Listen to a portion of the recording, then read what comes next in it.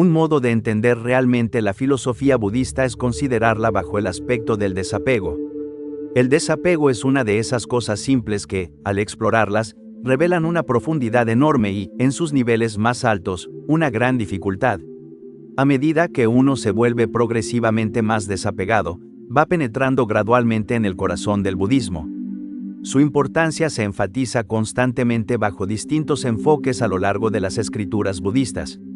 Esto, aunque parece evidente al reflexionar, también nos ayuda a entender por qué fallamos tan a menudo al intentar concentrarnos, incluso en asuntos cotidianos. Todos conocemos la imagen del hombre con el ceño fruncido y una toalla húmeda en la cabeza, tratando desesperadamente de concentrarse en un problema, y fracasando. La razón es clara, está actuando de la manera equivocada. Puede haberse alejado momentáneamente de los estímulos sensoriales, pero no de los estados mentales nocivos. Su mente probablemente está dominada por la inquietud y la preocupación, y mientras eso persista, difícilmente avanzará.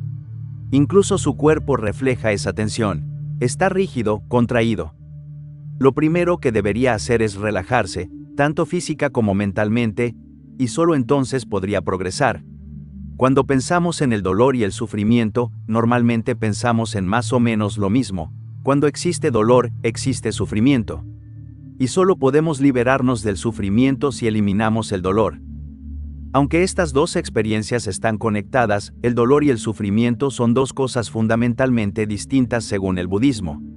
El budismo señala en uno de sus dichos más conocidos que el dolor es inevitable, pero el sufrimiento es opcional. Esta idea expresa una verdad básica de la existencia. El dolor y la aflicción pertenecen a la vida misma. Enfermamos, sufrimos heridas, perdemos a nuestros seres queridos, nuestras posesiones y nuestro estatus social. Pero, a pesar de las dificultades que enfrentamos, el grado de sufrimiento que generamos varía de una persona a otra. La mayor desgracia apenas afecta a algunas personas, mientras que la más mínima incomodidad lleva a otras a estados de profunda agonía. La primera noble verdad del budismo nos dice que el sufrimiento es parte de vivir en el mundo y se manifiesta de muchas formas, como la tristeza, el miedo a la pérdida y el lamento. La mayoría de las personas, si no todas, experimentan estas formas de sufrimiento en algún momento de sus vidas. Como seres humanos, no podemos escapar de la naturaleza impermanente de la vida, ya que el entorno cambia de modo constante. A veces la vida nos brinda riqueza, y otras veces nos quita todo lo que tenemos. Según el budismo, si creemos que podemos escapar de los movimientos erráticos e impredecibles del universo, entonces no tenemos una visión clara de la realidad. La claridad, por tanto, es donde comienza el camino para salir del sufrimiento, es ver las cosas tal como son, incluyendo la verdad sobre la condición humana, que probablemente es mucho más dura de lo que la mayoría cree. Como una cultura obsesionada con la seguridad y la prevención del sufrimiento, puede que estemos negando una verdad que Buda nos presenta. Hagamos lo que hagamos, no podemos evitar que todo se desmorone. Esto significa que, a pesar de nuestros esfuerzos por protegernos y evitar cosas como el envejecimiento, la muerte, los desastres y la pérdida, igualmente nos encontraremos con estos elementos de la existencia. El budismo se refiere a estos cambios inevitables como los 8 vientos mundanos: placer y dolor, ganancia y pérdida, elogio y crítica, fama y desprestigio. La mayoría de las personas vive persiguiendo el placer, la ganancia, el elogio y la fama, mientras evita el otro lado de la moneda. Pero al hacer esto, nos convertimos en juguetes de nuestro entorno, en lugar de ser dueños de nuestro bienestar mental. Por lo tanto, para la mayoría de las personas, su tranquilidad interior depende de los caprichos del universo.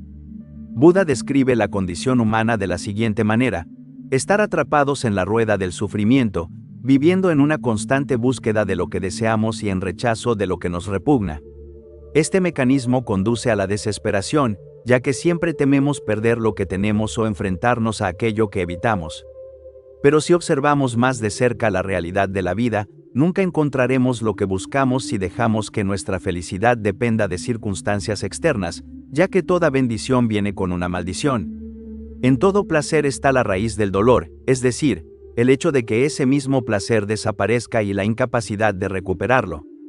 Con la ganancia siempre viene la posibilidad de la pérdida. El elogio puede convertirse en crítica, y con la fama viene el riesgo del desprestigio. Por lo tanto, cuanto más nos apegamos a circunstancias externas deseables, más propensos nos volvemos a sus opuestos indeseables. La cuestión es que todos estos cambios de circunstancias, en el fondo, no están bajo nuestro control. Pero, ¿de qué es exactamente de lo que debemos desapegarnos? En cierto sentido, por supuesto, del mundo exterior. En cualquier caso, lo que debemos eliminar es nuestra preocupación excesiva por ese mundo, es decir, por las cosas de los sentidos. Lo que ocurre en realidad es esto: tenemos una sensación insatisfactoria en el único lugar donde puede existir, dentro de nosotros mismos, sea lo que sea que eso signifique filosóficamente. Esta sensación puede adoptar muchas formas, pero cualquiera que sea su naturaleza precisa, siempre es algo desagradable. Es lo que en el budismo se denomina dukkha. Puede ser vaga, difícil de definir, pero aún así la sentimos. Entonces miramos hacia el mundo exterior, ya sea para identificar qué es lo que supuestamente causa ese dukkha, o para olvidarlo aferrándonos a algo que creemos placentero. El resultado, en ambos casos, no es realmente satisfactorio, porque ni siquiera estamos mirando en la dirección correcta. Tanto el origen del sufrimiento como su continuidad se mantienen intactos. Pero, como criaturas de hábito, estamos fuertemente condicionados a mirar hacia afuera. De hecho, la naturaleza nos ha equipado con órganos sensoriales altamente eficientes para hacerlo. Con nuestros sentidos orientados hacia el exterior, podemos ver, oír, oler, saborear y tocar el mundo, y a partir de ahí actuar sobre él. Podemos intentar aferrarnos a algo externo y extraer placer de ello. Podemos intentar modificar lo que percibimos para que se ajuste a nuestra idea de cómo debería ser, o podemos descargar nuestro malestar sobre el mundo en forma de destrucción. De hecho, podemos decir que existe bastante de este tipo de destrucción sin sentido actualmente. En realidad, siempre la ha habido, pero ahora se ha convertido en un problema particular dentro de la sociedad contemporánea. La verdad es más simple. En ciertos aspectos, la población actual dispone de más oportunidades para expresar formas de destrucción que en el pasado. Esto se debe en gran medida a la naturaleza y los valores de la sociedad en la que vivimos, una sociedad que ha desarrollado medios de destrucción más eficaces que nunca. Y el hecho de que también haya producido más riqueza, y por tanto más medios de placer aparentemente disponibles para más personas que nunca, no parece haber reducido significativamente la sensación general de insatisfacción que todos llevamos dentro. Todo esto refuerza el análisis budista. El origen de este sufrimiento, de este dukkha, reside en el deseo, y nuestra sociedad está estructurada en torno a él. Por lo tanto, tenemos simultáneamente a más personas deseando más cosas y muchas veces obteniéndolas y, al mismo tiempo, una creciente inclinación tanto individual como colectiva hacia formas cada vez mayores de destrucción aparentemente sin motivo. La codicia y el odio, en efecto, están más expuestos que nunca en nuestra sociedad, lo que implica que también se manifiestan en cada uno de nosotros, y solo pueden ser enfrentados a nivel individual, por cada persona. Normalmente, la codicia y el odio surgen de la ignorancia, de no comprender, de no ver la realidad tal como es. El individuo es un microcosmos de la sociedad, y cada uno de nosotros refleja esta situación en su propia forma. Puede ser algo incómodo de aceptar, pero hasta ahora nadie ha encontrado una forma de que la sociedad, en conjunto, supere su ignorancia y se transforme radicalmente. Ni siquiera Buda mostró un método para lograr eso a nivel colectivo. Pero para cada individuo, según Buda, sí existe un camino: abstenerse del mal, cultivar el bien, purificar la propia mente. Y uno de los requisitos fundamentales para purificar la mente es el cultivo del desapego. Si preguntamos, ¿desapego de qué?, la respuesta es, de los 5 obstáculos: el deseo sensual y la mala voluntad, la pereza, la inquietud y la preocupación, y la indecisión o duda. Estos son estados que todos conocemos muy bien. Aunque su erradicación definitiva es difícil, sí podemos, con algo de esfuerzo, separarnos de ellos al menos de manera temporal. Los 2 primeros son claramente expresiones de la codicia y el odio, y probablemente podamos ver la necesidad de reducirlos tanto como sea posible. Pero si no lo logramos, puede ser porque alguno de los otros 3 obstáculos nos lo impide. Tal vez estamos demasiado apáticos, demasiado agitados, o atrapados en la duda. El problema es que, aunque podamos ver con claridad que emociones como la codicia, el odio o el miedo nos dominan, a menudo sentimos que no podemos hacer nada al respecto. Entonces solemos descartar todo el problema con una frase: sí, todo eso está muy bien, pero es que no tengo la fuerza de voluntad. De hecho, es precisamente aquí donde entra en juego el valor del desapego. Lo que solemos interpretar como una falta de fuerza de voluntad puede ser, en realidad, más bien una falta de técnica. Tomemos el caso de una persona que, según ella misma, y probablemente también según los demás, no puede controlar su temperamento. Las causas profundas pueden ser diversas, pero normalmente incluyen algún tipo de frustración intensa o represión. No es difícil ver que las probabilidades de controlar una situación aumentan en la medida en que la comprendemos mejor. Dicho esto, lo que en psicología se llama represión es, en realidad, un empujar hacia afuera, es decir, una negativa a ver algo, una forma de autoengaño deliberado, aunque sea inconsciente. Para comprender verdaderamente la situación, necesitamos cierta disposición a hacerlo, y esto implica reconocer desde el inicio que existe una forma de apego a la ignorancia. Para enfrentarlo, es necesario cierto grado de desapego. Debemos ser capaces de observar la situación con calma y aprender a no perturbarnos demasiado por lo que podamos descubrir. Es posible que entendamos intelectualmente esta cadena de eventos y, aún así, sintamos que no podemos avanzar más. La comprensión intelectual de una situación emocional no es suficiente por sí sola, aunque eso no significa que no sea útil. Es solo una etapa preliminar, y es importante enfatizar que el progreso ocurre por etapas. Puede que ya hayamos establecido cierta base para progresar sin siquiera darnos cuenta. Por ejemplo, la persona que se dice a sí misma: no tengo la fuerza de voluntad para corregir este defecto, al menos ha hecho una admisión importante, ha reconocido, en cierta medida, su propia limitación. Lo que esta persona necesita comprender es que lo que realmente le falta no es tanto fuerza de voluntad como comprensión. El siguiente paso, entonces, es simplemente reconocer este hecho, y esto resulta más útil de lo que parece, porque verse a uno mismo tal como es constituye, en sí mismo, la cura. El siguiente paso consiste en preguntarnos por qué, en este momento, no nos vemos tal como somos. La respuesta es, por supuesto, que no queremos hacerlo, ya que existe un cierto apego a la ignorancia, algo que no es tan difícil de entender. Para una persona con visión normal, la ceguera física es algo terrible.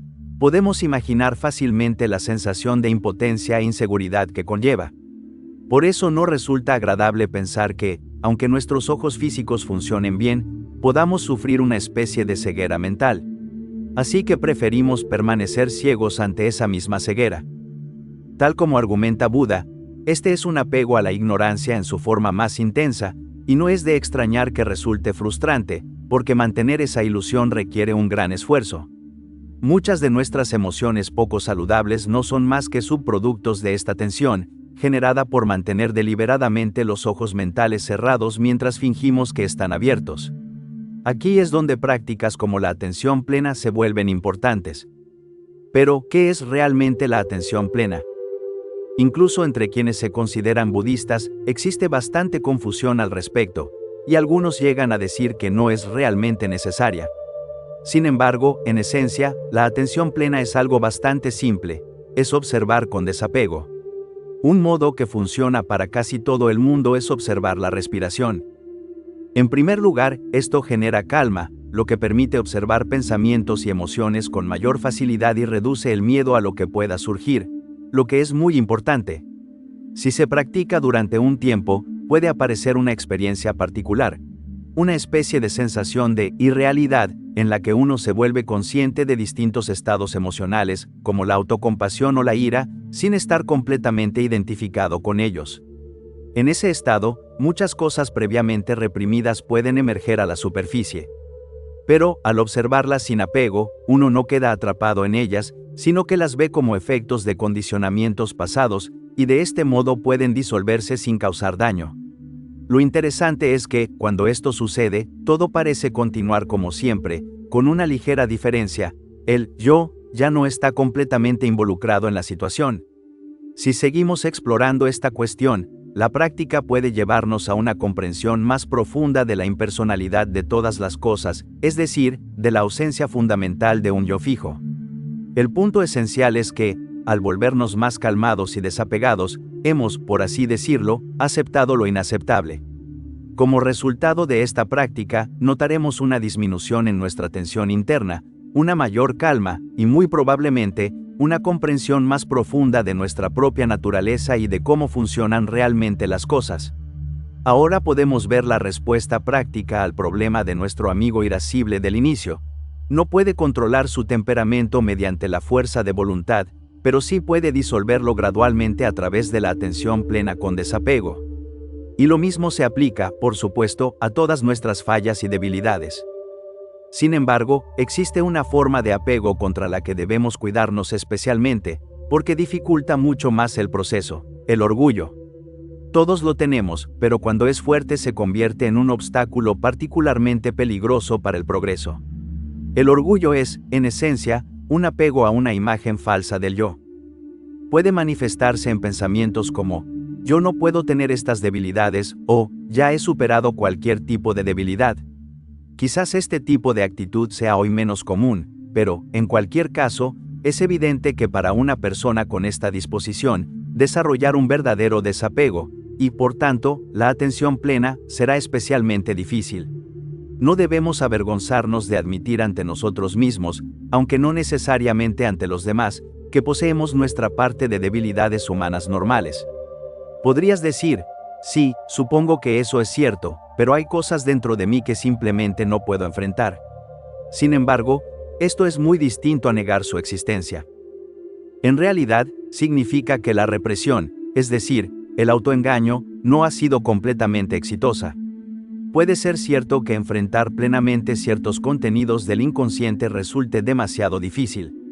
Podría ser imposible mantener el desapego, podrían surgir reacciones emocionales intensas o incluso problemas serios. Pero aún así existe una salida. Lo que podemos hacer es aceptar honestamente esa situación concreta y reconocer: existe un rincón oscuro en mí al que todavía no me atrevo a mirar. A partir de ahí, la técnica es esencialmente la misma, pero aplicada indirectamente. Antes de enfrentar el problema principal, debemos trabajar con una emoción secundaria: el miedo. Si ese miedo se trata con el mismo desapego que aplicamos a otras emociones menos intensas, también puede disolverse. Y más adelante, incluso podríamos mirar atrás y preguntarnos por qué temíamos tanto observar ese rincón oscuro. En resumen, el desapego no es una huida individualista del mundo, sino la condición necesaria para poder enfrentarlo. Es esencial para manejar nuestras propias emociones. No es escapismo, como a veces se afirma, sino todo lo contrario. No puede haber una meditación profunda sin desapego de los objetos de los sentidos, y este es un elemento esencial de la atención correcta. Al desapegarnos, podemos observarnos con una especie de humor irónico y, al hacerlo, descubrimos que muchas de las cosas que tomábamos con extrema seriedad son, en realidad, bastante absurdas. De este modo, el desapego puede incluso permitirnos encontrar un cierto disfrute en nuestro propio dukkha, o malestar existencial. Tal como aprendemos de Buda, es la mente la que lo crea todo. Lo que uno piensa, en eso se convierte.